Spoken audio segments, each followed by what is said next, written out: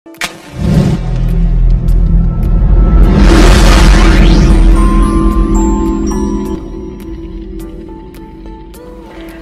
jabat erat dari Jakarta. Ibu bapak dan para sahabat The Bee Siblings dimanapun berada, selamat bergabung kembali dengan channel YouTube The Bee Siblings. Kali ini kami akan menyajikan sesuatu yang lain, yang pasti para sahabat ingin sekali mengetahuinya. Inilah kisah perjalanan hidup diaspora Indonesia di Afrika, tepatnya di Ethiopia. Ayo kita simak wawancara Duta Besar RI di Addis Ababa, Bapak Albusra Basnur, dengan Bapak Adrianto, Deputy Manager perusahaan Indomie di Ethiopia.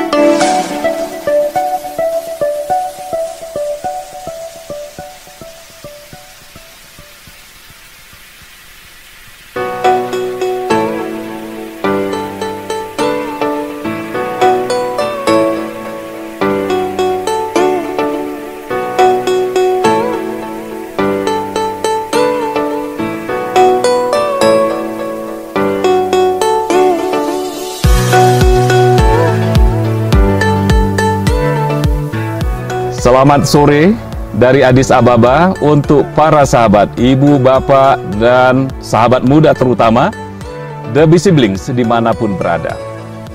Berbahagia sekali pada kesempatan kali ini kita mendapat kesempatan untuk berbincang-bincang dengan sahabat kita, salah seorang diaspora Indonesia yang sudah bermukim di Ethiopia.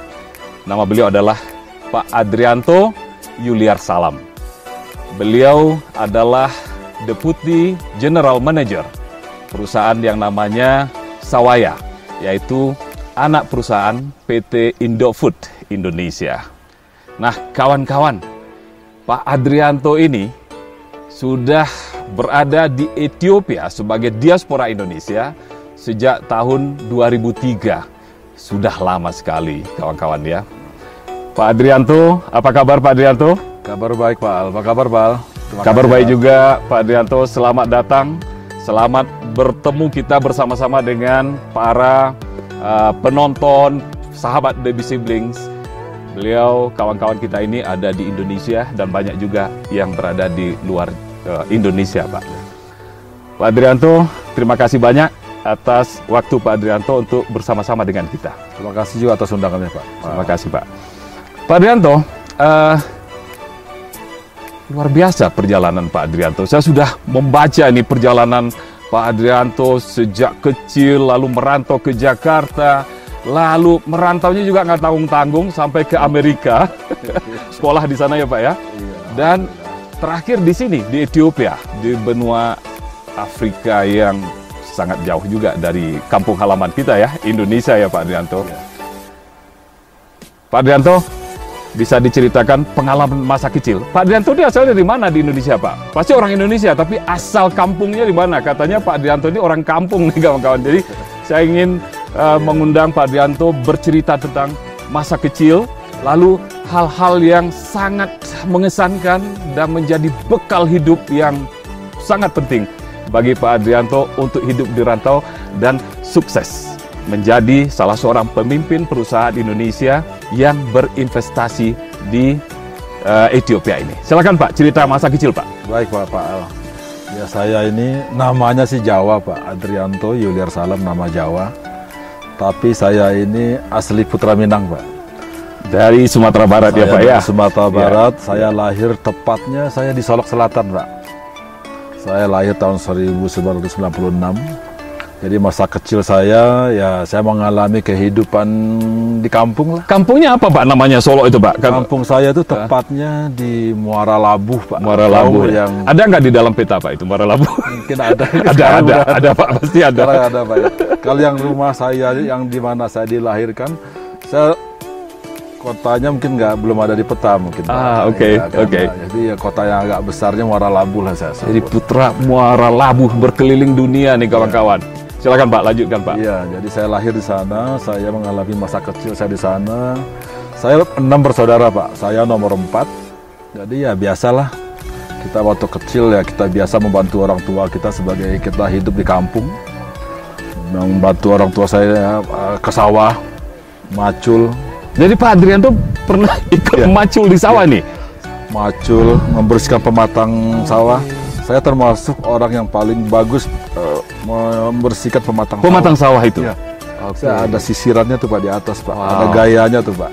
Waduh, luar biasa. Sekarang masih bisa nggak ya macul sama motong masih, pematang sawah itu bisa ya? Masih mukul bisa ya Pak ya? Oke. Jadi saya bantu orang tua saya ke sawah, ikut menunggukan kalau hasil panen. Kan padi kan ditumpuk di sawah tuh Pak, itu ditumpuk seminggu 2 minggu. Nah waktu itu baru digiling, saya suka ikut nungguin sampai pagi, nginep di situ sama kakak saya Pak. Nginep di sawah malaman itu ya? Lalu makan malamnya atau sarapan besok paginya dibawa dari rumah pasti ya? Pasti atau memasak di sawah? Enggak, diantar sama ibu. Diantar sama ibu. Itu termasuk juga yang penggilingan padi ya, membersihkan padi. Waktu itu belum ada. Kita masih pakai kaki Pak namanya. Kita menggiling, menginjak padi dulu. Menginjak padi, oke. Ya. Sebenarnya orang tua saya nggak ngasih saya nginep di sawah. Saya sama kakak saya kepengen sekali, saya ingin kita nginep di sana yuk. Cari pengalaman ya. Iya. Jadi ternyata kawan-kawan Pak Adrianto ternyata saya di tengah malam, kami berdua menangis Pak.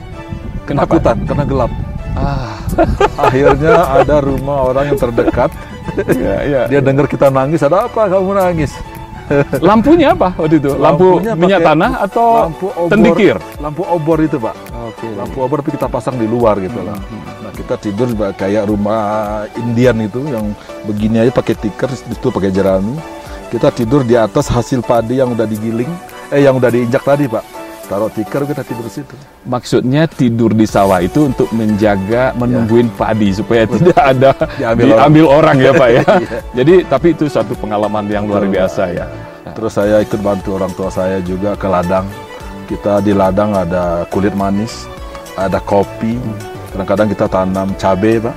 Jadi saya ngalamin panen kopi, panen cabai, pokoknya. Tunggu dulu Pak, Bapak ngomong kopi nih. Ethiopia kan terkenal dengan kopi nih ya. Itu kopi apa tuh Pak yang ditanam di kampung waktu itu? Kita kopi jenis apa? Jenisnya kayak kecil-kecil berarti Arabica Pak. Arabica ya? Arabica ya. Dan di Ethiopia ini juga terkenal penghasil kopi Arabica ya? Dan juga waktu kecil saya ikut bantu orang tua saya ke mengurus ternak Pak. Bapak saya punya sapi, punya kerbau, punya bebek, punya kolam ikan. Kambing juga? Kambing waktu itu enggak. Tidak ada. Jadi saya pulang sekolah sama kakak saya. Kita selalu bertugas mencari rumput Pak. Jadi kita kalau udah pulang sekolah naruh tas, kita makan. Kita ambil karung goni, cari rumput. Nah, pulang-pulang kita bawa untuk sapi. Itu cari rumput di sawah-sawah, bukit-bukit atau di sawah-sawah? Di pematang sawah tadi ya? Sawah termasuk aja. Juga di pematang kolam biasanya ya? Betul Pak. Itu rutin setiap hari itu Pak? Rutin, dengan kakak itu? Dengan kakak saya. Wow, kakak saya beda 1 tahun dengan saya. Jadi yang mengalami masa kecil di kampung itu, yang benar-benar membantu orang tua itu waktu saya dengan kakak saya ke atas Pak.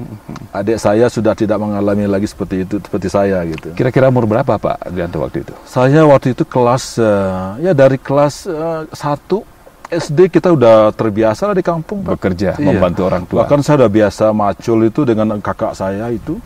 Cukup kalau saya pikir-pikir sekarang ya, saya nggak ngebayangin kok bisa ya saya pacul sama kakak saya. Kita kadang berlomba Pak. Ayo, siapa duluan sampai situ. Begitu Pak. Macul tuh Pak. Ya, bayangin tuh pakai tenaga Pak. Kita ada caranya tuh, pokoknya main lebar-lebaran ini. Betul. Ada garisnya. Nah, bongkahannya ya. Bongkahannya itu harus lebar-lebar itu ya. Kadang-kadang pas lagi macul kita juga ada hiburannya, kita nemuin belut. Jadi menemu belut ya. Oke. Ya, kita ambil gitu, kita bawa pulang. Jadi kalau berlomba-lomba dengan kakak atau saudara ya, jadi kelihatannya ada maknanya bahwa sejak kecil Pak Adrianto juga sudah terbiasa hidup penuh dengan kompetisi. Betul. Ya, artinya mencapai sesuatu sesuai dengan targetnya, mengalahkan kakak gitu ya, supaya siapa yang lebih duluan di depan gitu ya. Kadang-kadang kita kalau kita ke ladang, Pak, kita juga ada ini berlomba-lomba. Ayo siapa yang duluan sampai di ladang, karena itu terjal, Pak. Iya. Jadi naik bukit, Pak, naik bukit ya. Naik bukit, Pak. Ya, itu Lari Pak itu kali ya. Nah, apalagi Pak pengalaman yang menarik Pak waktu yang kecil. menarik ya, Jadi betul-betul Pak Adrianto orang kampung ya? Kampung asli, Pak. Tapi bukan kampungan ya? Iya. Iya, saya juga orang kampung Pak, tapi ya mudah-mudahan juga tapi saya tidak mengalami kampungan kita. Pengalaman di kampung itu kalau sekarang saya ingat-ingat, saya bersyukur, Pak. Saya bisa memiliki pengalaman yang luar biasa yang nggak bisa dimiliki sama anak zaman sekarang. Nah, masih banyak lagi ceritanya tuh, Pak. Nah, mandi di sungai. Pulang sekolah kita mandi di sungai. Itu termasuk yang terjun-terjun Iya, dari pohon? betul, Pak. Kita naik ke pohon, nanti yang agak dalam, kita namanya loncek selo kalau di kampung Loncek saya. selo. Dan itu harus ada lubuk ya? Ya, Cari lubuk dulu, ya di kali, di kali yang panjang itu ya? Iya. Terus kita main layangan kalau lagi habis panen sawah. Itu hiburan orang kampung tuh itu, Pak. Bikin layangan, saya pinter bikin layangan, Pak. Gitu. Kita bikin buntut yang panjang sekali. Nanti kita ada main tinggi-tinggian, Yang pakai ekor? Ya, Kan pakai juga ekor. ada yang tidak pakai ekor ya? Mayoritas yang di kampung saya itu, Pak, pakai ekor Pakai ekor. modelnya, Pak. Iya, iya, Jadi main panjang-panjangan tuh, orang hafal tuh layangannya si Adrianto tuh. Oh gitu ya? Dia hafal kodenya, Ada ciri Pak. khasnya. Gitu. Nah, jadi main panjang-panjangan, atau kalau ada layangan orang putus, Ya. itu semangat kita luar biasa untuk bisa mendapatkan layangan itu, Pak. Iya, iya, berlomba-lomba Minimal kita. kita ambil buntutnya, Pak. Buntutnya. Nah, nanti kita sambung ke buntut layangan kita. Oh, begitu. Iya, iya, iya, iya, iya. Terus saya bantuin ibu saya ambil telur di kolong rumah. Ada ternak ayam tadi ya? Ternak ayam, bebek, kayak gitu. Jadi makan telur dari hasil peternakan Betul, ayam ya. sendiri ya Pak ya? Kalau makan, saya ingat saya cukup alhamdulillah kita makannya dulu enak-enak, Pak. Kita ayam ada, bebek ada, ikan bapak saya pinter berkolam, Pak. Jadi kita ikan tuh tidak pernah putus, Pak. Kita punya kolam 2, jadi air mengalir terus, kita kasih bibit terus. Jadi kita makan tuh makan enak terus. Kadang-kadang yang saya ingat sama kakak saya sambil menunggu sawah yang nggak dimakan burung, ada pohon jambu. Kita kalau lagi iseng kita bawa nasi, Pak, makan di atas pohon jambu. Di atas pohon, manjat, lalu Kita makan di atas? Kita makan di atas. Okay. Padahal sambalnya cuma itu, goreng-goreng Iya, balado, ikan teri balado. Ya, atau tapi enaknya luar Enaknya biasa luar karena biasa. melihat panorama di sekitar Iya. pohon jambu tadi ya. Iya. Nah, itulah singkat cerita saya di kampung, saya mengalami itu. Belum lagi kita cari durian, lagi musim durian, Ya. mencari buah-buah di sekeliling rumah kita. Alhamdulillah kita punya buah apa aja, Pak. Kita punya buah manggis, kita buah jeruk, pisang udah pastilah, Ya. semua jenis Ya. pisang kita ada, Ya. durian, langsat. Ya. Jadi Puas kita, swasembada ya Pak ya. Jadi walaupun misalnya mungkin uangnya Bapak juga banyak waktu itu, tapi kalaupun tidak ada uang, Ya. masih bisa tetap hidup dengan sehat ya. Betul, Pak. Dengan Ya. hasil pertanian dan peternakan sendiri ya Betul. Pak Adrianto. Saya merasa gembira tinggal di kampung waktu itu, Pak. Meskipun saya tinggal di kampung, senang saya Ya. masa-masa kecil saya. Apa pesan-pesan nasihat yang paling diingat dan diamalkan oleh Pak Adrianto sekarang ini? Bapak dan Ibu, apa pesan-pesan beliau kepada Pak Adrianto? Waktu saya kelas 5 SD, begitu saya naik ke kelas 6 SD, di kelas 5 SD, akhir-akhir di kelas 5, tante saya datang ke kampung. Tante itu tinggal di mana? Adik dari ibu saya. Ya.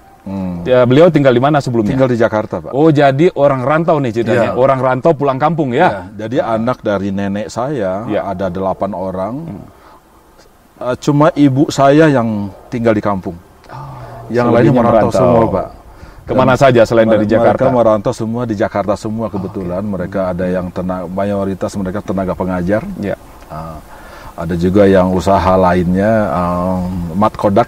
Mat Kodak. Ada Oke. juga. Oke. Ya. Begitulah orang Padang lu merantau. Ya, Pak. itu mat Kodak yang otomatis atau yang mana? Kan ada juga yang otomatis tuh. Enggak. Polaroid ya waktu itu kan ya. Ini yang masih ini, Pak, yang biasa, yang Yang harus biasa. dicuci gitu. Harus dicuci ya. Iya.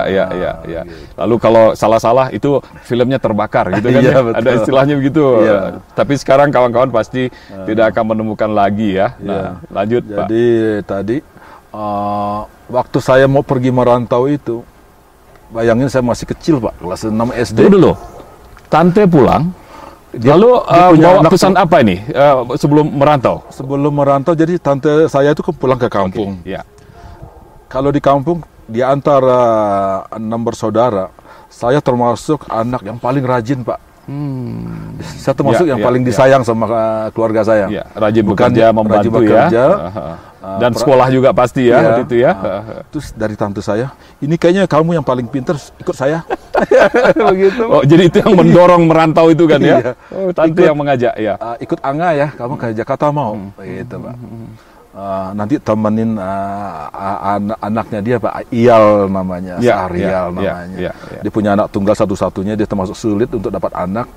Akhirnya dia senang banget, temenin dia nanti di Jakarta. Kamu sekolah di Jakarta. Oh, itulah yang membawa, mendorong Pak Adrianto untuk pindah merantau ke Jakarta. Apa tanggapan ayah ibu pada saat itu? Itulah nasihat dari orang tua. Tidak saya. mudah pasti. Pokoknya ya, kamu jangan khawatir.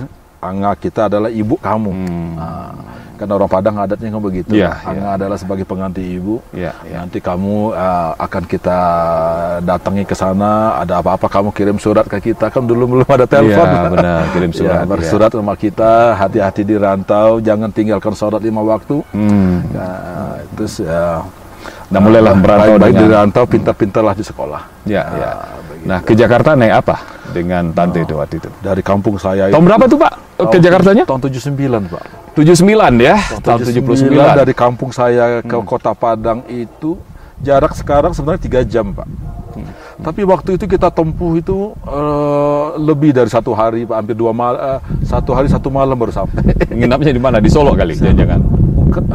Kayaknya di Solo kita nginep, Pak. Jalannya belum aspal, masih melewati sungai. Kadang-kadang ada sungai yang belum ada jembatan. Itu bis itu lewat situ, jadi kendaraan atau mobil itu masuk ke sungai, masuk Pak. ke dasar sungai ya, menyeberangi air ya? Iya, karena nggak ada jembatan. Nggak ada jembatan. Itulah kampung kita dulu. Iya. Nah, sampailah di Padang. Kita waktu itu kita naik kapal itu, Pak, kapal Bogowonto, Pak. Bogowonto. Kapal laut. Ya, tahun 79 itu ya? Tahun 79. Iya. Kita Teluk Bayur ini ya? Teluk Bayur itu 3 hari 3 malam baru nyampe, Pak. Dari Teluk Bayur ke Tanjung Priuk, Jakarta. Priuk, iya. 3 hari 3 malam. Iya, itu baru ngalamin kita. Saya masih ingat itu goyangan kapal, kita mandi aja kebanting, kita baru mau pakai gayung. Kita harus senderan di dinding untuk mandi. Dan Pak, itu pasti pengalaman pertama naik kapal. Betul, Pak. Saya naik kapal sama. Jadi tante saya tadi itu dia nggak ikut, saya ikut dengan tante saya yang lain, Pak, berangkatnya. Jadi tante saya naik pesawat, saya ikut rombongan lain naik kapal laut. Iya, kapal laut. Pokoknya dengan biaya yang minimal mungkin ya. Nah, pertanyaan saya juga sebelum terbang ke naik kapal ke Jakarta, ke Padang sudah pernah nggak sebelumnya? Sudah berapa kali. Sudah berapa kali. Nah, jadi bukan pertama kali untuk datang ke Padang ya. Nah, oke, sampai di Jakarta apa yang terjadi, Pak? Waktu berangkat yang pertama kali itu kita luar biasa main tangis-tangisan tuh, Pak. Di Teluk Bayurnya? Bukan, di kampung, Pak. Oh, yes, pasti. Itu seperti kita mau pergi kemana gitu, kayak nggak balik lagi gitu. Motong kambing, motong enggak sih, tapi sepertinya perpisahannya ya. Perpisahannya luar biasa, sampai tetangga pun ikut nangis begitu. Terutama orang tua barangkali ya, karena orang tua, ayah, ibu dan keluarga akan kehilangan anak yang rajin membantu beliau bekerja di rumah ya. Tapi tentu tugas-tugas itu digantikan oleh saudara-saudara yang lain ya, Pak. Masih ada adik saya masih ada 2 lagi gitu, Pak ya. Jadi tangis-tangisan, Pak ya, semalam itu. Mungkin nggak tidur semalaman itu barangkali, jangan-jangan. Pokoknya waktu menjelang perpisahan itu. Sepertinya begitu. Pokoknya sedihnya luar biasa. Sedih luar biasa ya, Pak ya. Sepertinya Jakarta itu jauh banget. Orang tua ngantar ke Padang? Antar, Pak. Antar ke Padang ya. Nangis lagi lah di Teluk Bayur itu ya. Belum lagi kita dadar dari kapal, Pak. Oh iya, benar, kebayang. Ada punya ini ekonomi kan ya? Kita di deck, Pak. Kita di deck. Oh, di deck. Oke, di deck itu ya. Tapi saya nggak merasakan kelasnya apa, kan masih kecil. Kita tidur di sini. Oh iya. Pokoknya pikiran ke Jakarta ini kan. Luar biasa ini.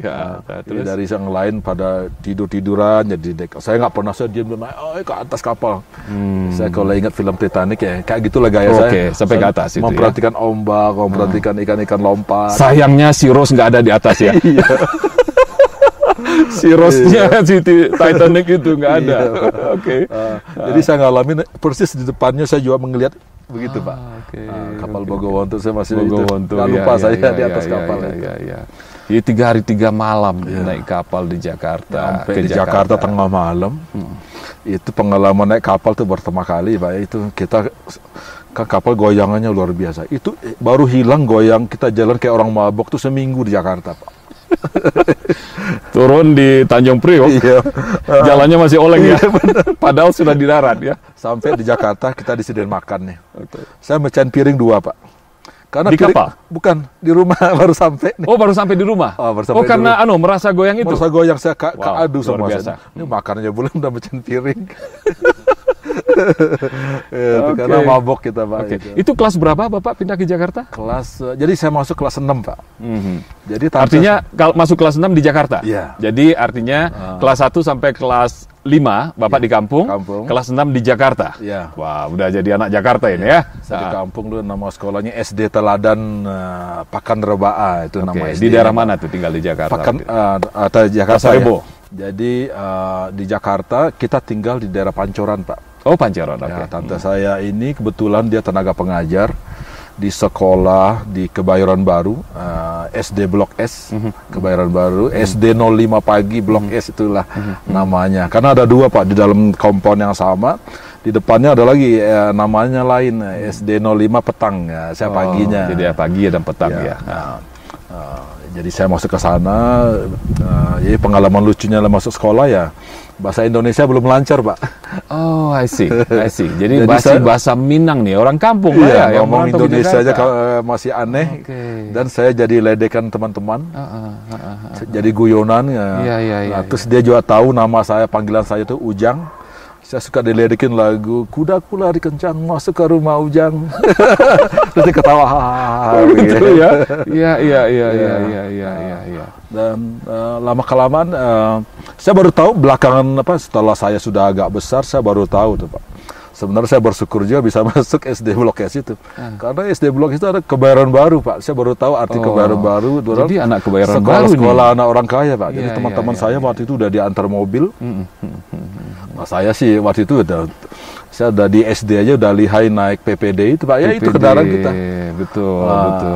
Dan terakhir saya baru tahu, wah SD. Gelantungan gitu dan terbiasa ya. Belajar lah ya. Di kampung nggak pernah ada sama sekali itu sebelumnya ya. Karena kondisi akhirnya itulah kendaraan kita. Saya masih ingat tuh nomornya PPD nomor 45, Pak. 45. Cililitan Blok M. Oh, oke. Cililitan Blok M. Ya. Saya turun di pasar dekat Pasar Santa itu, nyebrang nyampe ke sekolah. Oke. Dan saya membawa kadang-kadang saya membawa adik sepupu saya tadi. Saya mau temen dia juga sekolah di situ, anak tante tadi ya. Tante tadi. Jadi saya yang membawa dia, kadang-kadang pulang lebih awal. Iya. Jadi sekaligus mengawal lah ya. Iya, begitu. Anak tante itu umurnya bedanya dengan bedanya jauh sih. Waktu saya kelas 6 aja dia baru kelas 1 SD. Oke. Jadi tanggung jawab sudah mulai melimpah ada di pundaknya Pak Adrianto. Betul. Itu di Jakarta ya. Ntar jemput dia, ntar pulang ajak main layangan, buatin dia layangan. Oke. Nah, begitulah tuh. Ajak dia main biar dia ini, Pak. Nah kan sudah menjadi orang Jakarta nih ya, dan belajar sebagai murid sekolah dasar. Pendidikan lanjutannya kemana, Pak? Dari SD itu tamat, saya masuk di ini, Pak. Alhamdulillah saya diterima di SMP 56 Melawai, Pak. Oke. Jadi nggak jauh dari Melawai Mall itu. Ya. Saya di sana. Jadi SMP 56 ya, 56. Di sana ya. Terus ya senang lah kalau saya ingat masa kecil. Itu masih Melawai Blok M kan waktu itu kan bagaikan apa ya? Sentrum, Pak. Yes. Mall pertamanya kan Aliran Plaza. Kita setiap pulang sekolah pasti ke situ. Ya. Sekedar pulang sekolah anak SMP hangoutnya ke mall ya. Nah, tapi cuma lihat-lihat aja. Ya, lihat biasanya kalau mau belanja ya mikir-mikir juga yang belakang ya. Duitnya. Nah, terus setelah SMP, SMA-nya di mana? SMA saya di 82. Nama awalnya 24 KJ dulu, Pak, yang di belakang Komdak. Tepatnya sekarang kan udah udah dirubah, dijadikan gedung SCBD itu. Dan SMA 24 KJ ini pindah ke Jalan Daha, Pak, namanya 82. SMA 82. Tamat SMA, apa lagi? Sama SMA tahun 86. Apa yang terjadi? Tahun 86 itu tante saya 86 ini tadi, ya? ini Pak sakit. Akhirnya ya tidak panjang umur, tante saya meninggal pas tidak lama saya tamat SMA. Nah dari situ saya udah mulai mengalami harus berpikir ini gimana nih ke depan, gitu. Saya ingin kuliah.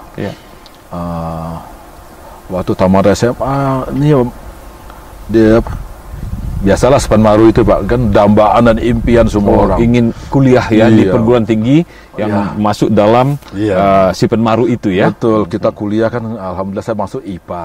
Kan kalau yang namanya anak IPA zaman dulu harus masuk teknik ITB, teknik UI atau ITS segala macam. Pokoknya teknik lah Pak, segala macam begitu. Saya nggak ada satu pun yang diterima. Saya sedih sekali waktu itu Pak. Nggak, tahun 86 itu. 86. Ada hasil dari pengumuman Sepenmaru. Ada yang bilang, waduh, Madasu katanya. Di zaman itu istilah itu udah ada tuh.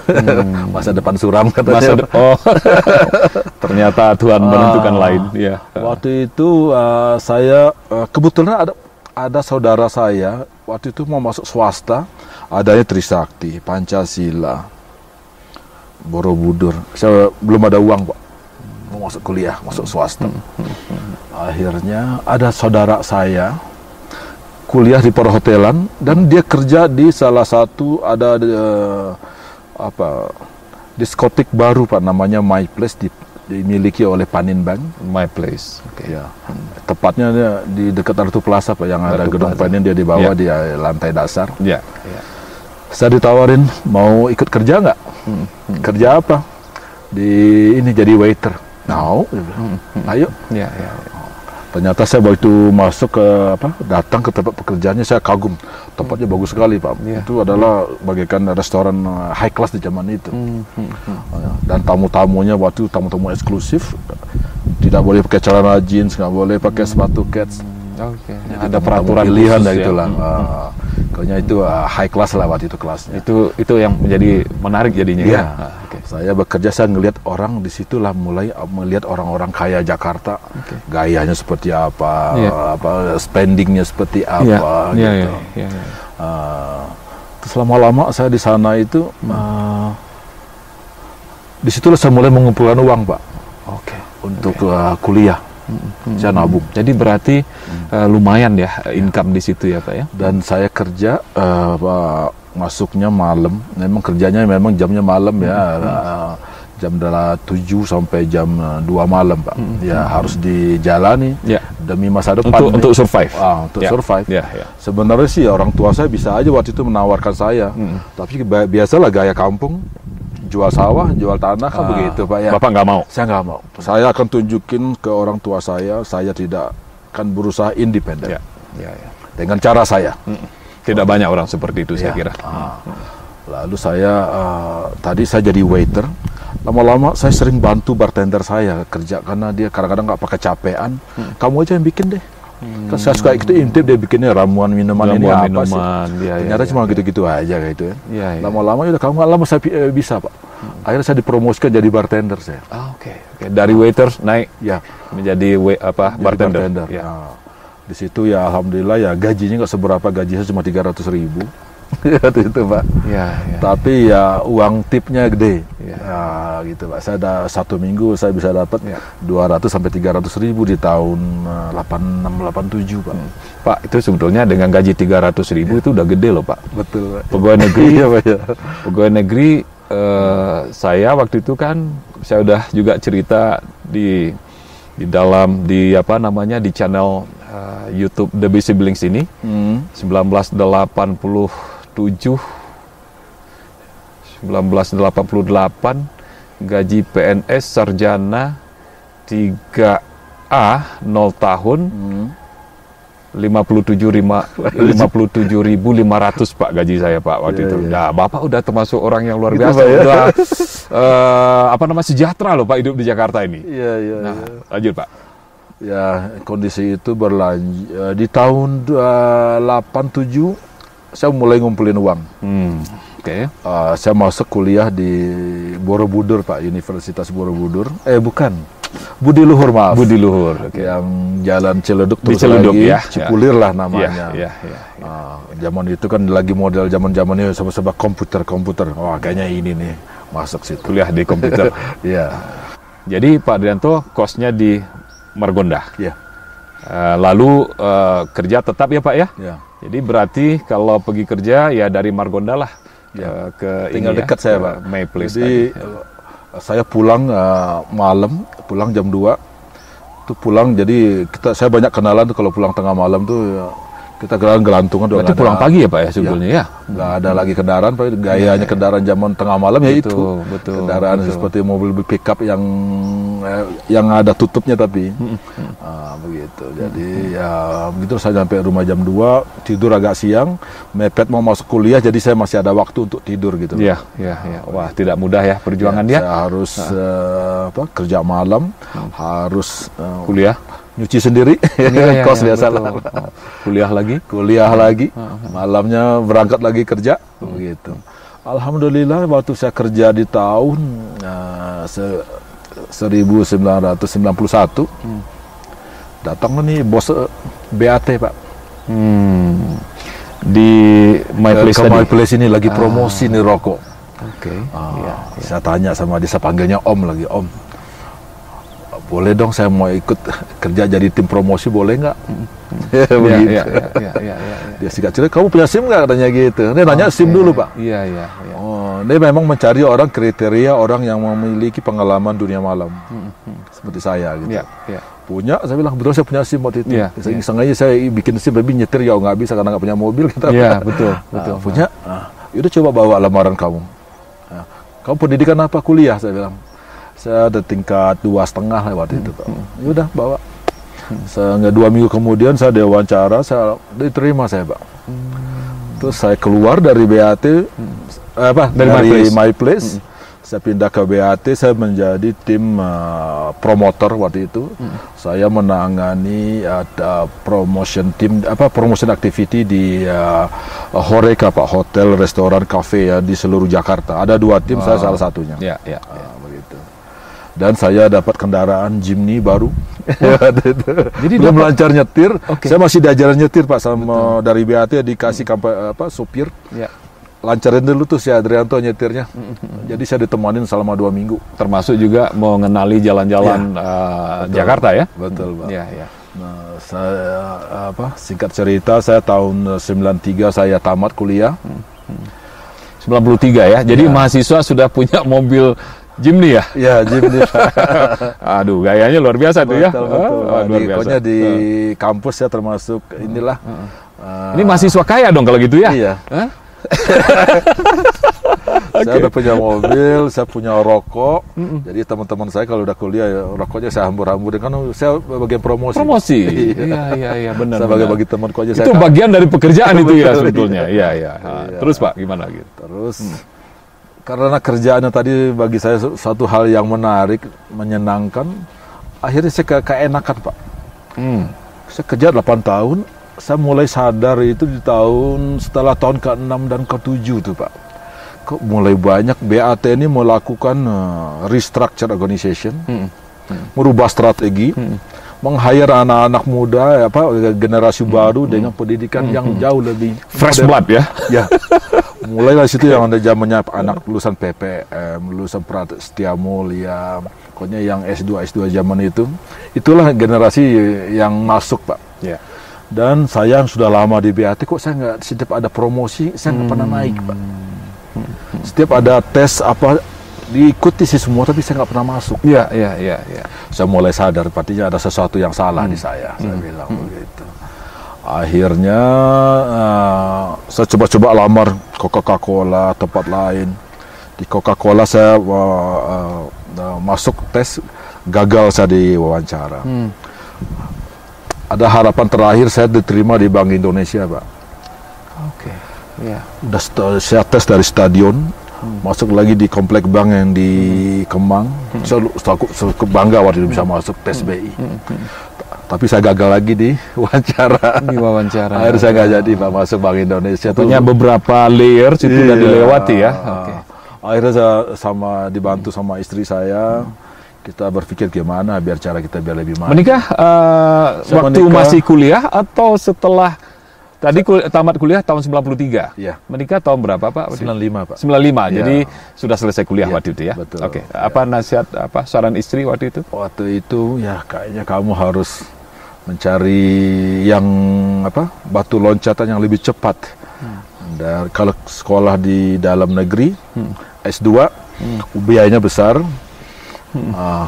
Coba cari yang lebih dan kira-kira yang lebih cepat ininya lompatannya gitu Pak. Ya. Kenapa kamu ke Amerika aja? Kan ada saudara kita di sana. Ini luar begitu, biasa Pak. ya, pandangan saran istri luar Iya. biasa itu ya. Padahal kalau dengan saran itu artinya juga istri berkorban ya betul, untuk Pak. berpisah Iya. sementara. Iya. Ya. Jadi istri saya waktu itu alhamdulillah bekerja dia di Bank Mandiri waktu itu namanya Pak ya, apa ya namanya dulu ya? Mandiri bukan Pak ya namanya? Apa Mandiri juga udah lama. Iya. Istri saya bekerja di Bank Mandiri. Akhirnya dengan bekal istri saya masih bekerja di Bank Mandiri. Di tahun 1998 karena saya merasa nggak maju-maju Pak ya, akhirnya ya itu tadi waktu ada ide ke Amerika ini kan tidak gampang membuat visanya Pak. Istri saya lah yang memperjuangkan bagaimana mengatur membuat visa.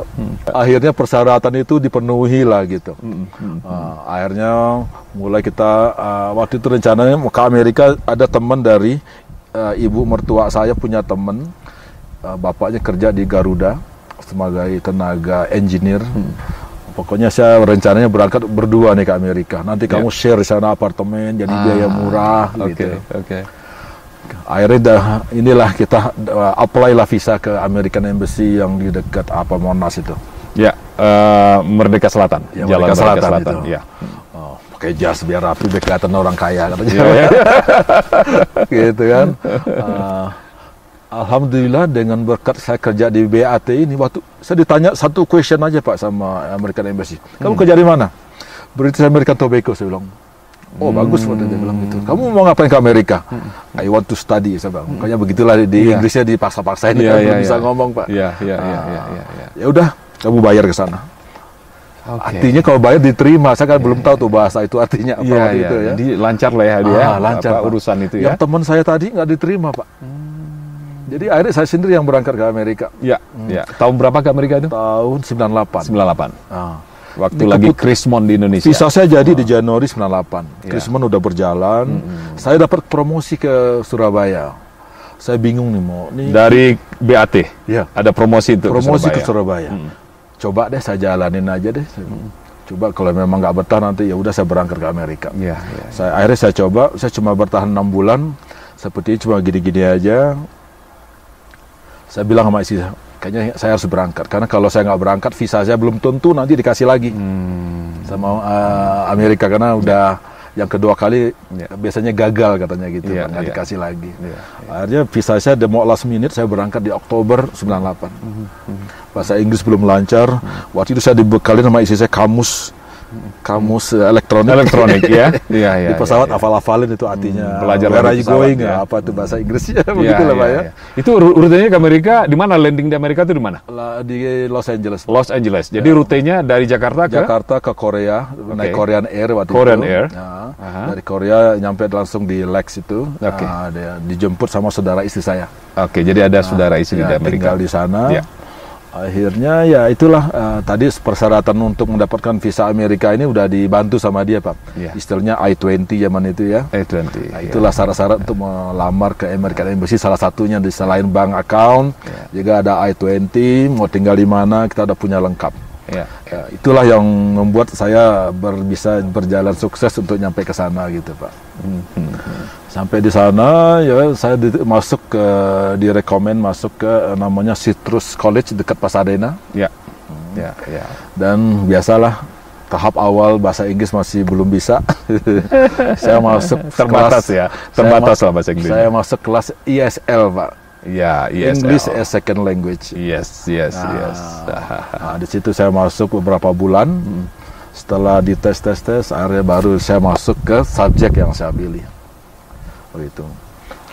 Pak, biaya sekolah belajar di Amerika itu dari mana? Nah, Tabungan dan dari mana-mananya itu barangkali ya. iya. Jadi modal. Saya tahu nih karena Pak Adrianto kan pekerja keras, tabungannya juga sudah lumayan, mahasiswa kaya kan. Nah, cukup nggak itu dari ini kan sekolah di Amerika kan pribadi ya, sendiri kan ya? Pribadi, Pak. Nah, oke. Jadi waktu saya kerja di 8 tahun di BAT, iseng-iseng saya menghadiri pameran rumah, Pak. Ikutlah kita ngambil KPR, bayar rumah tuh sebulan 520.000, saya masih ingat. KPR-nya sebulan. Okay. Saya ambil rumah itu di Cibinong, Pak. Oke. Singkat cerita 3 tahun rumah itu lunas. Jadi modal saya ke Amerika itu dari jual rumah itu, Pak. Itu modal sebenarnya uangnya nggak seberapa, Pak. Dengan melihat biaya yang dibutuhkan di Amerika, 1 semester di zaman itu dia minta ke saya $3.000 waktu itu, Pak, tahun 98. Kita lagi krisis, $1 waktu itu $12.000, Pak.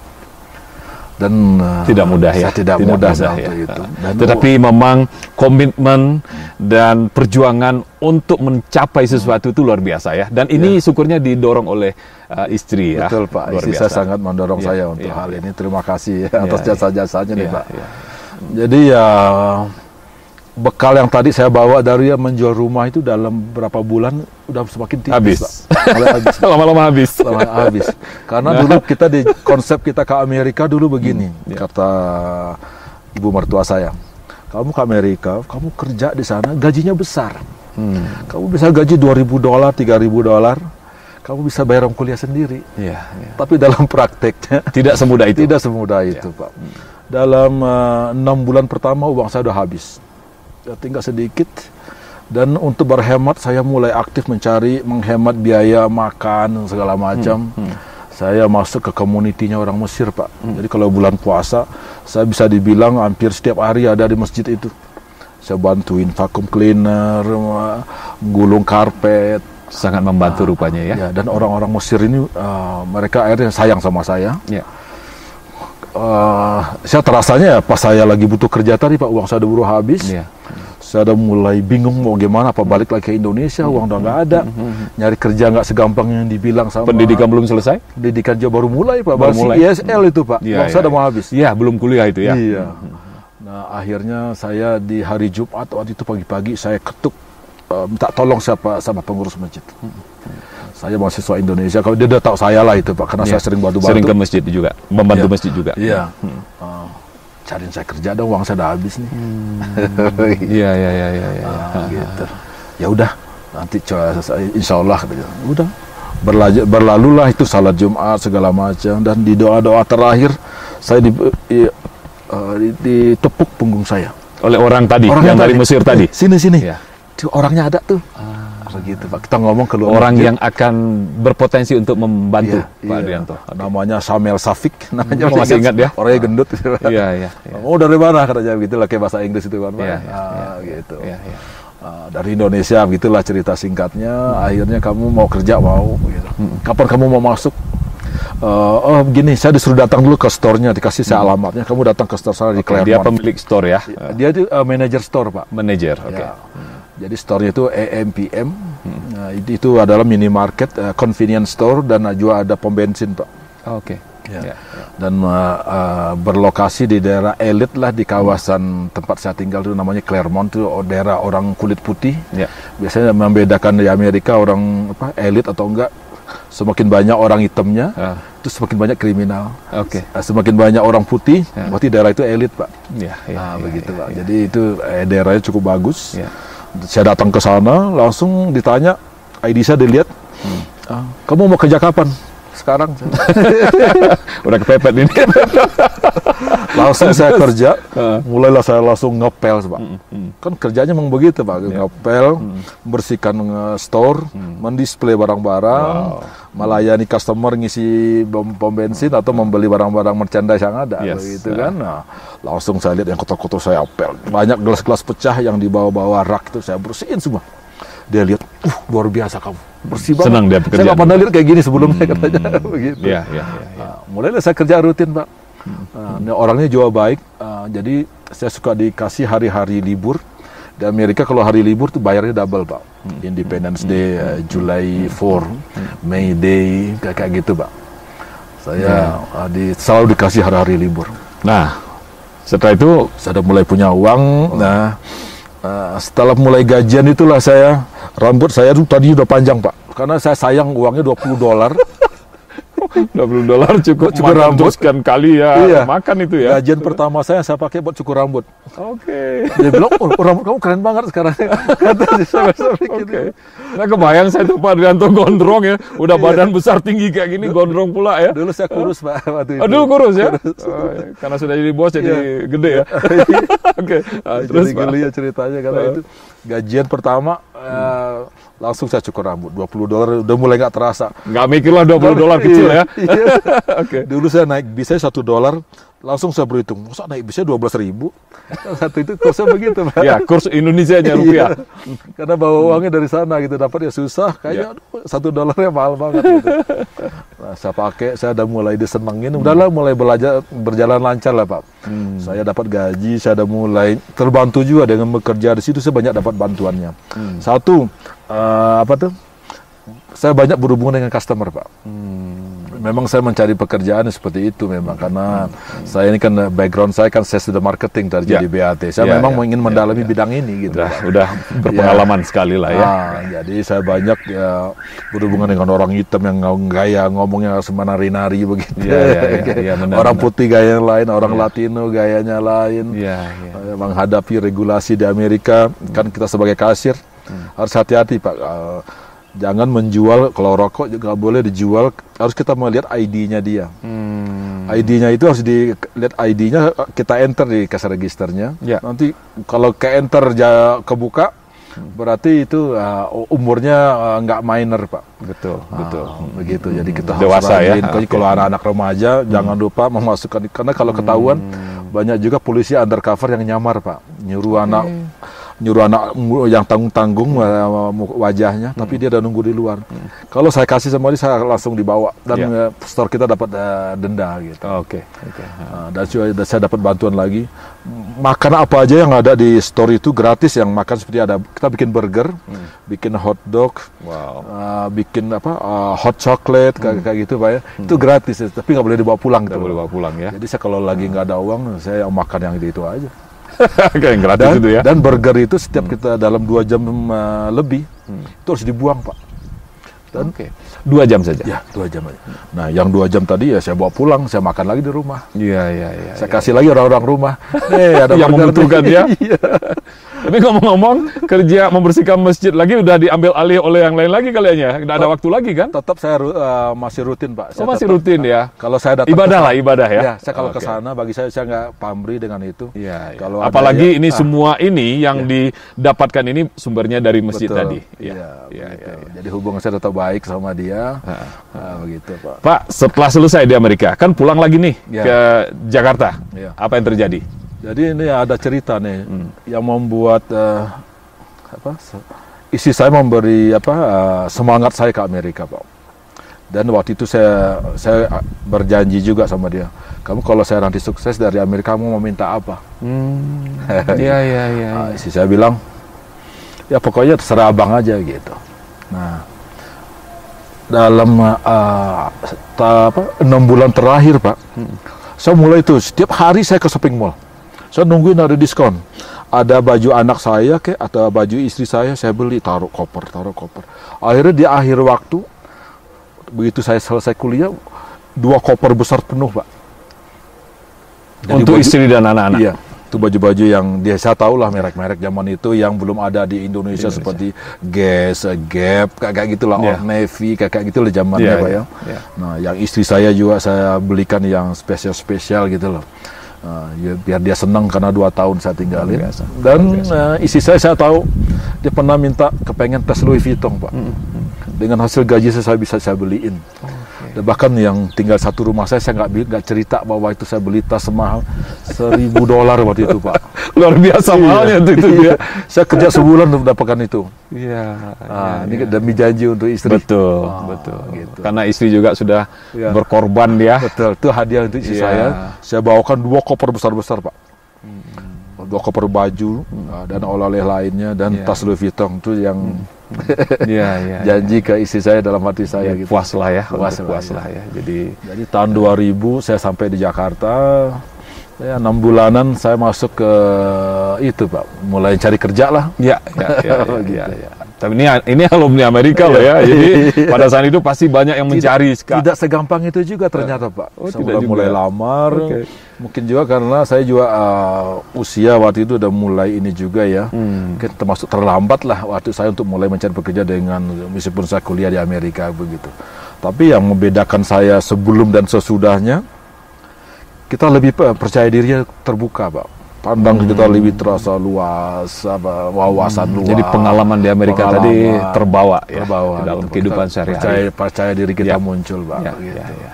Akhirnya saya melamar dan akhirnya singkat cerita saya diterima lah di perusahaan PT Sinar Ancol, Pak. Itu kantor pusatnya di Jalan Malaka. Nah, saya dipanggil untuk interview Jakarta ya. Untuk export manager waktu itu. Waktu di dalam wawancara itu ada pertanyaan satu. Apakah kamu bersedia ditugaskan ke Afrika? Bersedia? Nggak pakai karena butuh kerjaan itu. Iya betul. Pokoknya yakin gitu kan ya? Oke. Iya. Karena dia ngeliat saya ada potensi luar negeri, bahasa Inggris sudah ada, pengalaman tinggal di Amerika ada, pastinya orang ini bisa menghandle kerjaan ekspor. Saya menangani waktu itu ekspor untuk pasar Afrika dan Middle East. Nah, untuk pasar ini saya banyak berhubungan dengan banyak multinationalities, orang India yang paling banyak, India, orang Arab, Libanis. Mulailah saya tahu seluk-beluk ekspor impor, mulai peraturannya dan juga bernegosiasi dengan orang-orang ini, gitu. Singkat cerita saya di sana setahun lebih. Akhirnya bos kita panggil saya, nama atasan saya waktu itu. International Export Manager panggil saya, Adrianto, kamu mau ditugaskan ke Ethiopia. Kamu harus mulai siap-siap. Nah, waktu itu anak saya, ini tadi saya belum cerita, waktu saya ninggalin anak saya ke Amerika, anak saya umurnya 2 tahun Pak. Waktu saya pulang dia udah TK. Pak Adrianto punya 2 anak kan ya? Jadi yang 2 tahun yang pertama saya tinggalkan umur 2 tahun, namanya Raihan. Yang Bali umur udah TK dia Pak. Waktu saya ingin ditugaskan ke Ethiopia ini, itu tahun 2003. Anak saya yang kedua baru lahir Pak, baru lahir 2 bulan. Jadi baru umur 2 bulan itu. Lagi lucu-lucunya. Dan saya baru pulang belum lama di Indonesia. Harus lagi meninggalkan mereka gitu. Nah, itu juga satu keputusan yang sangat sulit. Yang tidak mudah juga dibawa keluarga ke sini karena istri juga lagi sedang bekerja ya. Waktu itu istri saya masih kerja. Jadi dan ada lagi pendapat dari pihak keluarga dari istri saya, bahkan dari keluarga saya juga. Kamu ke Ethiopia nggak salah. Cobalah dipikir-pikirin lagi. Kayak nggak ada kerjaan aja di Indonesia. Ngapain jauh-jauh amat kan Ethiopia itu gersang, kelaparan, sumber penyakit, kayak gitu Pak. Saya mikir-mikir lagi. Tidak mudah untuk memutuskan. Saya mikir-mikir lagi di mana ya. Akhirnya saya dapat pemikiran begini. Masa orang Padang cuma bisa naklukin Jakarta, udah saya taklukin. LA saya udah taklukin. Amerika sudah. Sekarang giliran Ethiopia, Afrika. Lebih baik saya lihat, saya alami dulu. Kalau memang saya nggak cocok, saya nyerah. Tapi dicoba dulu ya? Coba dulu. Akhirnya istri saya sepakat. Istri mendorong nggak waktu itu? Istri mendorong, hanya dari pihak keluarga yang agak berpikir panjang ya? Iya, gitu. Dari kakak-kakaknya. Itu nggak salah Adrianto ke sana. Ya, begitulah, ninggalin kamu lagi. Begitu loh Pak. Betul. Akhirnya istri saya mendorong, akhirnya ya udah dengan berkat doa mereka saya berangkat. Tahun 2003 ya? Tahun 2003. Pak Adrianto, pada tahun itu 2003 ya, terbang dari Jakarta ke Addis Ababa, itu rutenya kemana?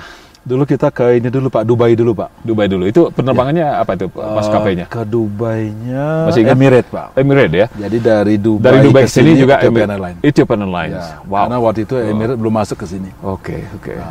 Nah, jadi udah kebayang tadi ya, apa namanya, pikiran keluarga, bagaimana keadaan di Ethiopia, kok Ya. jauh benar, dan negara Ethiopia lagi yang pada tahun 1984, 1986 kita mengetahui negeri ini, Ethiopia, memang mengalami suatu masa sulit yang luar biasa ya. Kan ada lagunya Pak, Iwan Fals Pak. Ada lagunya Iwan Fals, betul. Ethiopia, memang judulnya Ethiopia betul Pak. Dilihatkan orang kelaparan, yang Betul. ada orang yang mau dimakan burung itu loh Pak. Iya. Nah, bayangkan ya,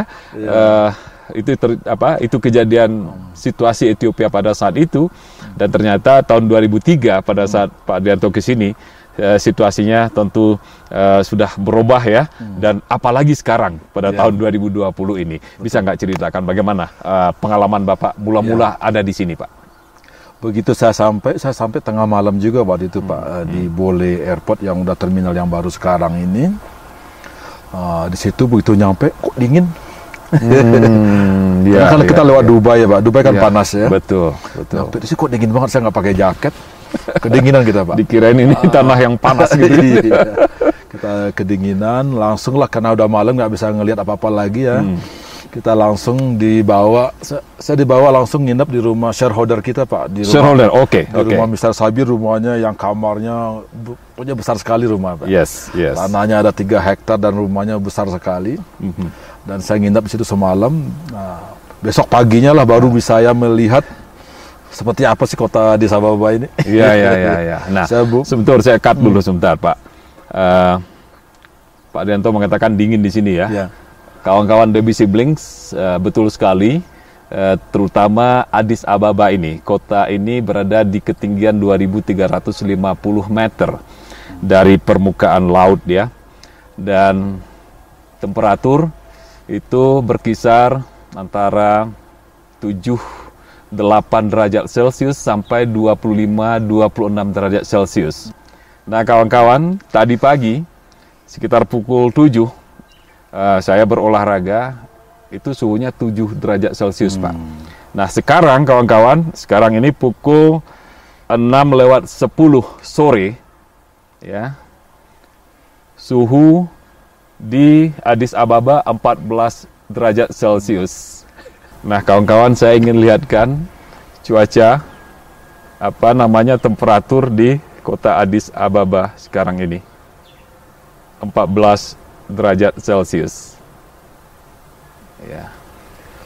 Nah Pak Adrianto, setelah landing di Addis Ababa tengah malam, lalu dibawa kemana? Saya tidak dibawa ke hotel Pak, jadi itu suatu jamuan dari shareholder kita.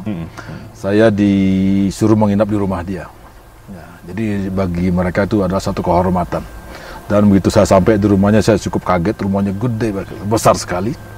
Dan bahkan rumahnya itu ada 4 lantai Pak. Kadang-kadang saya suka kesasar balik ke kamar saya lagi kalau saya ada kamarnya mana mirip-mirip semua, kan nggak ada nomornya Pak. Betul. Bukan Pak. Hotel ya. Iya. Begitu. Jadi saya nginap semalam di situ. Besok pagi saya udah nggak sabar nunggu pagi. Seperti apa sini kota? Pengen lihat siang harinya gimana ya. Gitu, Pak. Kita sarapan, terus kita baru dianterin, kita mau langsung ke pabrik. Dari rumah. Pabriknya di kota atau di luar kota? Pabriknya di pinggir kota. Agak di pinggir kota. Agak di pinggir kota. Ya 17 km lah dari tengah kota gitu. Waktu itu karena nggak macet, jadi kita sebentar udah nyampe gitu. Nah dalam perjalanan ke pabrik lah, saya mau lihat banyak orang ibu-ibu pakai baju putih-putih pagi-pagi ini dari masjid atau apa nih. Terus saya tanya, itu orang dari mana kok pakai baju putih semua? Itu Muslim? Bukan gitu ya. Itu adalah pakaian orang Kristen Ortodok pulang dari gereja. Dan saya perhatiin juga gerejanya hampir mirip dengan masjid Pak, cuma atasnya aja yang lambangnya aja ya. Lambangnya aja yang berbeda. Kawan-kawan, penduduk Ethiopia berjumlah sekitar 112 juta jiwa. Mayoritas beragama Kristen Ortodoks seperti yang disampaikan oleh Pak Adrianto. Penganut agama Kristen Ortodoks ini sekitar 55%, Sementara Islam agama nomor 2 terbesar, sekitar 35% jumlah penduduknya. Lanjut Pak. Ya, terus kita lanjut ke Topik. satu lagi yang impression saya pertama tadi, saya melihat orang begitu banyak di pakaian yang baju putih-putih tadi. Saya pikir tadi orang Muslim, ternyata orang Kristen Ortodoks. Dan juga orang banyak sekali berjalan kaki, Pak. Jalan-jalan itu penuh sama orang jalan kaki. Kendaraan mobilnya tidak banyak waktu itu. Jadi orang sini waktu itu kalau saya ingat sekarang ya, mereka tuh nggak punya kendaraan untuk pergi ke kerja, Pak. Jadi untuk mencapai jalan utama mereka harus jalan dulu. Baru nanti dia naik bis dari jalan yang bis umum. Dari bis umum begitu, dan harus ngantri. Satu lagi yang impression saya yang bagus, waktu itu aja saya lihat orang ngantri. Saya tanya tuh orang ngantri ngapain? Itu orang ngantri naik bus katanya. Pak Adianto, ini mengenai antri, nanti Bapak lanjutkan lagi cerita. Ini saya juga ingin berbagi dengan kawan-kawan penonton dan sahabat The Bee Siblings ini. Tahun 2003 Bapak di sini berarti budaya antri sudah ada ya Pak ya. Karena saya kan tahun lalu bulan Maret saya kan juga baru tiba di Ethiopia, khususnya kota Addis Ababa ini. Saya juga sangat impress ya melihat bagaimana budaya antri itu luar biasa. Pada saat jam-jam kerja pagi hari dan sore hari itu bisa saya melihat sekitar 100-150 meter orang bisa antri untuk naik kendaraan umum, apakah itu bus atau kendaraan kecil ya, seperti kalau di Jakarta tuh kayak mikrolet ya. Betul. Nah itu antri, budaya antri luar biasa. Dan satu lagi juga adalah kalau ada pejalan kaki di di jalan-jalan raya, pasti para pengemudi mobil memberikan prioritas kepada para pejalan kaki ya Pak ya. Kalau nggak salah itu yang saya amati, dan itu sudah ada sejak 2003 Pak. 2003 Pak. sudah ada itu Pak. Lanjut Pak. Lalu saya singkat cerita sampailah saya di pabrik. Karena saya akan ditugaskan sebagai sales dan marketing manager untuk negara ini gitu. Akhirnya saya mulai mempelajari negara ini. Saya dulu kan nggak ngalamin Pak kerja. Kalau kerja di BAT paling kita dikasih kerjaan cuma secuil aja gitu loh. Misalnya kamu pegang wilayah Bekasi, cuma Bekasi tok kita tahu. Kamu pegang Jakarta Selatan, cuma Jakarta Selatan doang kita yang tahu. Sekarang saya dikasih tugas satu negara, Pak. Satu negara yang penduduknya nomor 2 terbesar. Betul. Di benua Afrika ya, 112 juta jiwa tadi. Waktu saya datang tadi, saya ada misi dan tugas bagaimana bisa mencapai penjualan yang bagus. Saya memegang negara baru dan pasar baru yang saya nggak tahu. Ini adalah suatu amanah, tugas yang tidak mudah ya Pak ya. Betul. Dan Bapak mendapatkan kepercayaan yang luar biasa dari perusahaan di mana Bapak bekerja. Terus langsung saya bikin action plan saya. Saya keliling Pak, saya keliling Addis Ababa ini, kota capital city, seperti apa central marketnya di mana aja. Saya mulai data-data, pasarnya di mana aja. Kan kita zaman dulu kan pasar ceritanya Pak. Pasar induk atau pasar Keramat Jati, Jatinegara. Nah, saya memakai pola yang sama waktu itu. Pasarnya di mana aja, ada pasar Mercato, pasar lagi ke Akaki, Kaliti, Sari, segala macam saya list. Setelah itu saya bikin schedule, ayo kita keluar kota. Kita keluar kota, itu waktu itu pesawat masih jarang Pak, jadi kita harus naik kendaraan, mobil sendiri gitu. Saya kelilingin Ethiopia. Dalam 3 bulan pertama aja negara ini udah saya kelilingin semua. Saya punya gambaran seperti apa potensi pasar di negara ini. Akhirnya saya susun menjadi action plan gitu loh Pak. Nah, seperti itu yang saya alami, dan tantangan traveling di negara ini tahun itu luar biasa. Jalannya belum aspal. Restorannya kalau kita berkendara jarak kota terdekat dari Addis Ababa ini 300 km Pak. Awasa paling dekat. Itu baru ada restoran juga di situ. Jadi kita kalau mau kecuali jalur Awasa itulah yang di tengah-tengah masih ada restoran. Tapi kalau jalur Addis Ababa ke Jima yang bagian barat, kita nanti makan-makan cuma di Jima Pak. Jadi pagi-pagi kita harus makan dulu yang kenyang. Kalau perlu breakfastnya didoublein. Karena di tengah-tengah nggak ada restoran lagi. Kita harus bawa pisang, bawa makan di mobil, biskuit, bawa roti. Jadi makan di mobil ya? Makan di mobil. Dan kita harus sedia botol air aqua yang banyak. Nah, itulah cara kita traveling zaman dulu Pak. Pak, berapa lama dengan PT Sinar Ancol? Akhirnya saya dulu saya ditugaskan tahun 2003. Memang dari awal saya juga ada komitmen dengan keluarga saya. Saya nggak lama-lama lah, paling 5 tahun aja deh saya di Ethiopia, gitu loh Pak ceritanya, begitu lah. Tahun 2005 saya udah request ke bos, ke top management. Saya tahun 2005 saya udah nggak ingin balik ke Jakarta karena saya udah menyelesaikan tugas, saya udah punya gambaran, dan di waktu itu pekerjaan saya dinilai sukses Pak. Saya merubah semua struktur distribusi, jualan kita naik. Dari kendaraan nggak punya kendaraan, kita punya mobil 12 waktu itu.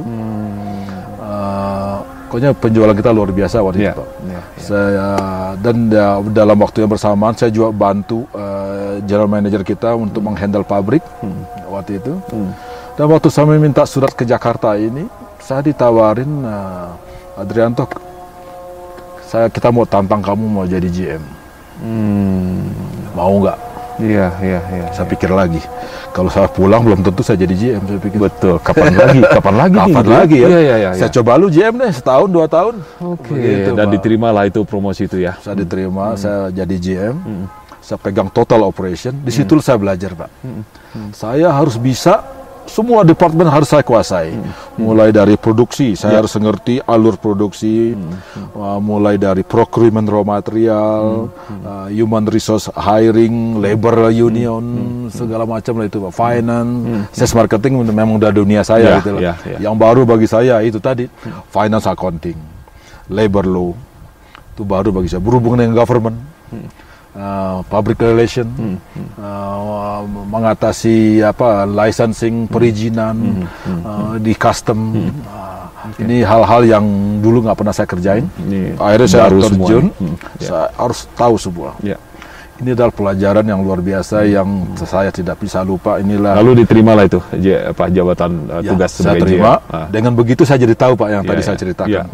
Jadi semua departemen saya harus handle semua. Setelah jadi GM itu banyak ilmu yang didapatkan. Banyak ilmu yang luar biasa yang tadi saya jadi ingat saya pelajaran di Amerika lagi nih Pak. Setiap di Amerika saya selalu diajari mengarang Pak. Dipaksa ngarang terus Pak. Coba ngarang lagi.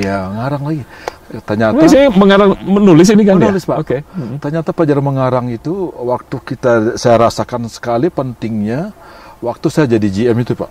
Banyak surat-surat yang harus saya tulis ke pemerintah yang sifatnya meyakinkan, mempropos something gitu lah Pak. Kan surat kita tuh harus tertata Pak, harus menarik. Bisa dipahami pembacanya. Dalam satu halaman semua masuk gitu lah. Saya mendapatkan pengalaman pelajaran dari Amerika nih. Untung saya dulu rajin ngikutin gurunya ngarang-ngarang. Jadi bisa. Saya banyak surat sini, negaranya negara surat Pak. Apa-apa ya tulis surat. Gak ada yang nggak pakai surat zaman itu Pak. Jadi saya lama-lama jadi mahir menulis surat ke government apa aja. Itu salah satunya ke custom, ke labor office, ke immigration, ke trade minister, kayak gitu loh Pak. Wow, luar biasa. Terus sampai berapa lama nih jadi GM? Akhirnya ini joint venture-nya berjalan sukses sampai tahun 2012, tapi berakhir dengan kurang tidak happy ending gitu Pak, karena di antara shareholder kita saling berbeda, tidak sepakat lagi. Akhirnya nih kongsiannya bubar, pecah. Nah di tahun-tahun terakhir itu kebetulan PT Indofood udah mulai lirik-lirik pasar ini Pak. Gitu. Ya jadi di sekitar tahun 2013 Indofood mengirim utusan datang ke Ethiopia untuk mempelajari negara ini Pak. Potensi pasar dan regulasinya apa aja, seperti apa begitu. Dan datang ke KBRI. Waktu itu orang KBRI bilang ya ketemu aja sama orang udah lama di sini. Pak Adrianto. Sejak tahun 2003. Iya, akhirnya saya dikenalin, kita ngobrol-ngobrol. Saya ngasih advice lah sama utusan Indomie waktu itu. Kamu lakukan gini, kalau mau nyari tanah caranya gini. Mengenai tantangan negara ini seperti ini nih. Jangan khawatir, nanti saya bantu, datang aja saya bilang. Pokoknya Pak Adrianto brief lah mereka ya. Pokoknya dia udah convince dengan, sebenarnya mereka cukup convince dengan adanya kita. Ini adalah salah satu contoh Pak. Indonesian company sudah ada di sini. Dia lebih pede datang. Mulailah dia datang, mulai ngirim utusan ke sini. Terus karena saya tadi joint venture yang PT Sinar Ancol ini bubar, jadi akhirnya iseng-iseng saya ketemu sama utusan yang dulu yang saya kasih informasi. Saya tanya sama dia, saya pengen coba Jonnya food kategori seperti apa nih? Ada lowongan nggak di Indomie? Begitulah guyonnya gitu. Iya. Beneran katanya begitu. Iya, Kalau iya. beneran memang kita lagi cari orang nih. Betul. Kasih deh CV-nya. Oke. Gitu. Dalam 3 minggu datang utusan dari Jeddah. Direkturnya Indofood waktu itu Cukup datang cepat ya? Prosesnya datang, cukup dia cepat. sebenarnya market visit ke sini. Iya. Tapi waktu itu dia sekalian sambilan kenalan sama saya. Kita makan di Arirang yang kita makan itu, Pak. Iya. Kita makan pakai mobil saya waktu itu malah ke sana. Iya. Terus ngobrol-ngobrol interview ini Pak Adrianto pengalaman seperti apa di sini, ngapain aja tugas-tugasnya, Iya, tantangannya apa, bagaimana cara menguasai pasar ini, ya begitu. Akhirnya dia cukup impress sama saya. Dikirim lagi utusan HR-nya. Saya diinterview lagi di Dreamliner Hotel. Udah, nggak lama Akhirnya kemudian gabung saya. Gabung dengan Tahun 2000. Ya. Di awal 2014 saya gabung. Nah, saya langsung waktu itu Indomie memilih tempat di Bisoftu 50 km dari sini. Akhirnya mulailah langsung job saya waktu itu mengawasi construction dari pondasi, Pak. Saya datang udah mulai pondasi waktu itu. Ya. Jadi mulai dari pondasi sampai pabrik itu jadi dan beroperasi saya ikut Dibangun terjun tahun 2014 ya? Ya. Selesai dan fully operational? Di 2015 Juni, Pak. Juni ya? Sebenarnya target Indofood waktu itu lebih cepat, kalau bisa 6 bulan bisa nggak bikin pabrik selesai. Pak, jadi khusus kalau kita berbincang-bincang mengenai prospek kerjasama bisnis, dan apakah itu berdagang ataupun juga berinvestasi oleh perusahaan-perusahaan di Indonesia, di Ethiopia ini, menurut penilaian Bapak sekarang dan ke depan bagaimana, Pak? Salah satu pertimbangan kita sebagai consumer good items manufacturer, Pak ya. Kita sebenarnya melihatnya simpel aja sebenarnya. Satu, lihat potensi pasar dari sisi populasi. Populasinya besar, 110 juta. Untuk Indomie nggak perlu dianalisa lagi, buying power, income, disposable income, dan segala macam. Karena target kita adalah Indomie itu untuk semua level society, Pak. Jadi dari low sampai up, begitu. Mereka adalah orang-orang yang memerlukan dan membutuhkan produk Indomie ini, Pak ya. Dan satu lagi, negara ini tingkat persaing bisa dibilang hampir nol, Pak. Kita adalah instant noodle pertama yang berani investasi di negara ini. Dan belum ada investasi lain. Dan juga diiringi dengan kemajuan dan juga dorongan dari government Ethiopia. Bahwa kita harus, kalau kita berinvestasi dalam bentuk manufacturing, akan sangat didorong dan dibantu, Pak. Karena banyak hal-hal positifnya terhadap negara ini, job creation di situ, income, pajak dari situ, dan itu salah satunya. Kawan-kawan, di Ethiopia saat ini terdapat 5 perusahaan Indonesia yang berinvestasi di Ethiopia. Nah, ini menempatkan Ethiopia sebagai negara kedua terbesar yang menerima atau menjadi host perusahaan Indonesia di benua Afrika. Yang pertama itu di Nigeria, ya. Nah, tahun lalu sudah banyak, paling tidak ada 5 atau 6 perusahaan Indonesia yang juga menyatakan keinginan atau minatnya kawan-kawan itu untuk berinvestasi di Ethiopia yang sekarang ini di dalam proses, kawan-kawan. Di samping itu juga banyak produk Indonesia yang diperdagangkan di pasar Ethiopia ini. Pak Adrianto, kalau ada pesan yang ingin dan bisa Bapak sampaikan kepada sahabat-sahabat pengusaha Indonesia yang mau masuk ke Ethiopia dan juga beberapa negara Afrika lainnya, kira-kira apa yang harus mereka miliki, Pak, untuk bisa masuk dan sukses seperti Pak Adrianto ini? Seperti tadi saya sampaikan bahwa tingkat persaingan masih rendah di sini, potensi pasar besar, dan justru di saat orang belum melirik negara ini adalah waktu yang paling tepat untuk berinvestasi. Karena kalau kita berinvestasi di Indonesia atau di negara sekitar, tingkat persaingan cukup tinggi. Dan di mana kita harus spend dana promosi yang jor-joran untuk bisa berhasil. Di sini tanpa itu pun kita bisa berhasil di sini. Dan satu lagi, negara ini sangat mendorong iklim berinvestasi, Pak. Dan dia mensupport dalam segala hal, segala perizinan sekarang semakin mudah. Dan satu hal lagi ya, custom juga semakin lebih ringkas. Pelayanan lebih baik. Pelayanan lebih ringkas, dan sekarang saya lihat pelayanan bank juga semakin cepat dan sudah ringkas, dan semua udah pakai sistem queuing online system begitu. Nah, itulah salah satu kemajuan yang kita alami. Dan satu hal lagi yang saya lihat, negara ini memiliki, kalau kita bilang ya, good governance kalau menurut saya. Kalau saya bandingin 2003 sampai 2020 sekarang, saya adalah saksi hidup untuk negara ini. Baik dari segi pembangunan infrastruktur, sangat maju, Pak. Gedung-gedung di mana-mana, infrastruktur sudah diperbaiki dengan bagus. Telekomunikasi, jalan, air, semua sekarang tertata dengan baik. Pak Arianto, ini bagian terakhir, Pak Arianto. Pesan-pesan Pak Arianto untuk anak-anak muda, terutama anak-anak muda Indonesia yang mempunyai jiwa entrepreneurs dan juga sudah bergerak di bidang entrepreneurs. Kelihatannya kan perjalanan hidup Pak Adrianto ini luar biasa, mulai dari kelas 5 cuci piring dari kelas 5 SD merantau ke Jakarta, berjuang lagi, lalu berjuang lagi di Amerika untuk mengikuti pendidikan dan juga bekerja di sana, lalu sampai ke sini. Itu kan Bapak lewati mulai dari masa kecil, Pak, bukan dari masa muda lagi ya, masa anak-anak ya, sampai sekarang. Pak, pesan Bapak kepada anak-anak muda Indonesia yang mau maju, yang mau sukses seperti Pak Adrianto ini. Ada pepatah saya 3, Pak. Ada kesempatan, ada kemauan, di situ pasti ada kemajuan. 3K. 3K. Begitu. Jadi seperti saya bilang tadi, saya tadi kecewa, saya nggak bisa masuk Sepenmaru. Saya masuk di Gunadarma. Dan juga bukan bidang saya nggak suka dengan ilmu komputer di mana saya berhubungan dengan mesin. Saya senang berhubungan dengan orang.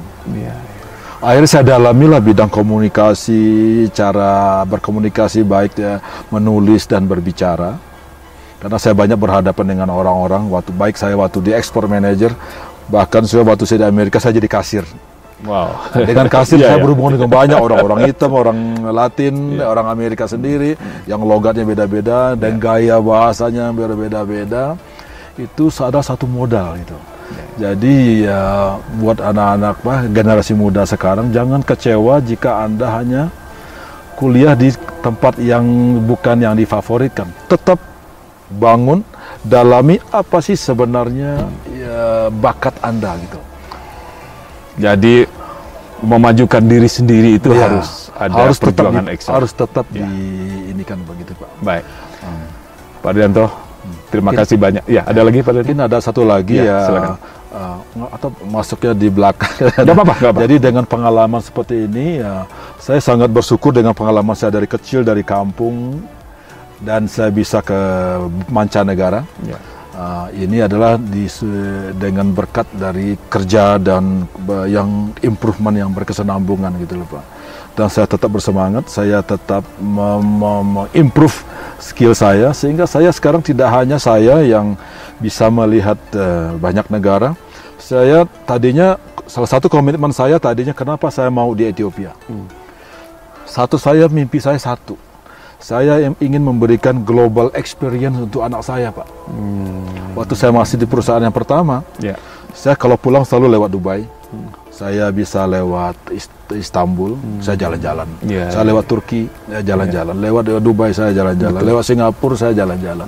Ke Mesir, kami jalan-jalan. Ini adalah gambaran-gambaran internasional untuk anak-anak saya. Di samping anak saya di sini juga diberi kesempatan sekolah di International School. Dan teman-temannya juga nggak hanya orang Ethiopia, multinationality dari African country dan European country dan American countries. Nah, itu adalah suatu pengalaman yang belum tentu bisa saya dapatkan dengan saya bekerja di Indonesia, saya jalan-jalan ke Afrika.